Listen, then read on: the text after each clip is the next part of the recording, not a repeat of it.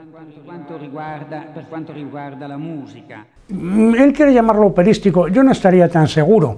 Creo que la ópera es una especie de dinosaurio que de vez en cuando nos asalta todavía a los pobladores del siglo XX y de los comienzos del siglo XXI. Un trabajo, digamos, de música visual y de música cantada y naturalmente pues de música electroacústica, todo ello junto con unos elementos escénicos e incluso con un cierto decurso cuasi argumental. Él, persona humilde como es, le llama ópera. Yo pienso que es algo que trasciende ampliamente semejante tipo de frontera para plantear una especie de espectáculo de nuevo cuño en el que está latiendo, por otra parte, una de las más antiguas preocupaciones del arte de Eduardo Polonio, que es su fascinación por el universo de los números y del universo de las matemáticas. De ahí que se haya ido a fijar en Kepler, y no en cualquier aspecto de Kepler, sino en la capacidad que tuvo Kepler para explicar con una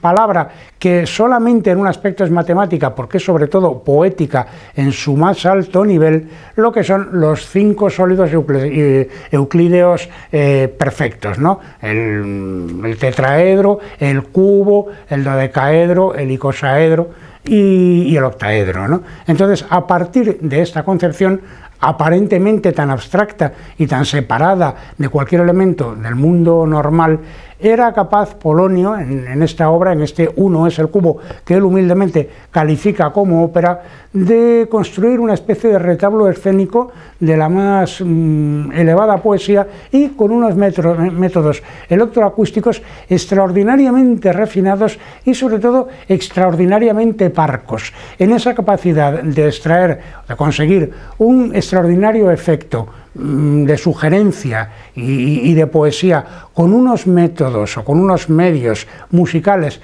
tan deliberadamente, que juegan con una tan deliberada poquedad, de la que sin embargo es posible extraer un tan elevado contenido, radica quizá también uno de los máximos talentos de Eduardo Polonio, y que se conecta con algunas de las primeras óperas, cuando era capaz en unas piezas, por ejemplo, de flauta y piano, que es uno de sus primeros opus, estamos hablando de hace casi medio siglo, 40 y tantos años, era capaz de realizar una escritura aparentemente serial, pero en la que sin embargo había un hedonismo, una sensualidad y una inventiva que condecían muy mal con el tipo de música de ese serialismo integral al que por otra parte la pieza parecía remitirse. En definitiva, en sus últimas creaciones, Eduardo Polonio siempre ha sido capaz de extraer lo máximo de lo mínimo, pero sobre todo en descubrir perspectivas inesperadas de aquello que todos hubiéramos esperado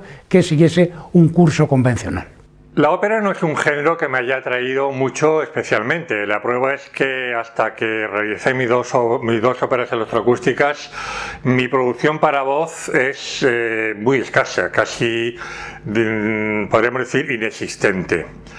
La idea de la primera ópera me surgió después de caer en mis manos un libro sobre Johannes Kepler, este personaje, y no puedo resistir a la tentación de profundizar en su vida, en su obra, y realizar un, llamémosle, espectáculo, aunque como hay todo un planteamiento de voces, pues se puede muy bien adscribir dentro del género llamado ópera. Sin embargo, hay dos cosas para mí que marcan una diferencia.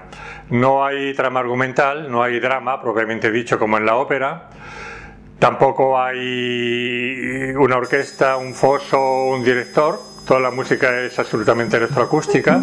Hay cantantes, evidentemente, porque si no, no se podría llamar ópera. Y en Kepler, concretamente, lo que hice fue seleccionar los textos que me interesaban del propio Kepler, de Copérnico, de astrónomos como Ptolomeo, Newton, etcétera, una serie de textos, y hacer como un espectáculo multimedia basado precisamente en esta pasión de Kepler por la astronomía. No hay que olvidar que Kepler fue el primer astrofísico de la historia. De alguna manera fue el primer escritor de ciencia ficción. Él escribió una novela llamada Semnium, donde se describía un viaje a la Luna, incluso hizo los cálculos de qué velocidad era necesaria para salir de la gravedad terrestre cuando todavía no se había hablado de gravedad. Él, sin embargo, ya intuía que había algo, alguna fuerza que mantenía a todo el universo, la cohesión del universo, y prueba de ello son las 3 leyes de Kepler fundamentalísimas. También me interesó de él esta dualidad. Por una parte, él hizo unas mediciones sin todavía tener un telescopio exactísimas de las estrellas. Él se empeñó en que tenía un problema en el movimiento retrógrado de Marte, y eso le llevó a investigar, a conocer a Tycho Brahe, que había hecho unos estudios, unas mediciones exhaustivas sobre las estrellas. Pero al mismo tiempo, su condición a la vez de astrónomo y de astrólogo le llevó pues a plantear unas tesis actualmente estrafalarias basadas en los sólidos perfectos de Platón, los 5 sólidos perfectos, y la construcción de un cáliz cósmico, que sería la explicación de todo el universo. La segunda ópera, Dulce Mal, sigue un poco el camino de la primera. No hay argumento, no hay personajes prácticamente, hay 2 personajes, que es el amante y la amante, o la amada y el amado, y el tema viene a ser el amor y la muerte, pero el amor no correspondido. El punto de partida es el cancionero de Petrarca, donde él, de una manera muy poética, explicita toda su peripecia amorosa con Laura, finalmente una persona que no se sabe si llegó a conocerla, si llegó probablemente a realizar ese amor. Y con este pretexto pues hice un guión con otros muchísimos más textos de otros poetas, por ejemplo Luis Labé, que es una poetisa posterior del siglo XVI, pero también del ámbito de Petrarca, y bueno, luego están ahí desde Michelangelo Buonarroti, Ronsard, hasta poetas más cercanos a nosotros como Pierre Louis, etc. Para mí, Eduardo Polonio es un compositor del que lo que mejor puedo decir es que siempre me ha sorprendido, y me ha sorprendido siempre muy gratamente. Eso quizá merecería una pequeña explicación, por supuesto. Recuerdo sus 2 óperas, sobre todo la primera de ellas.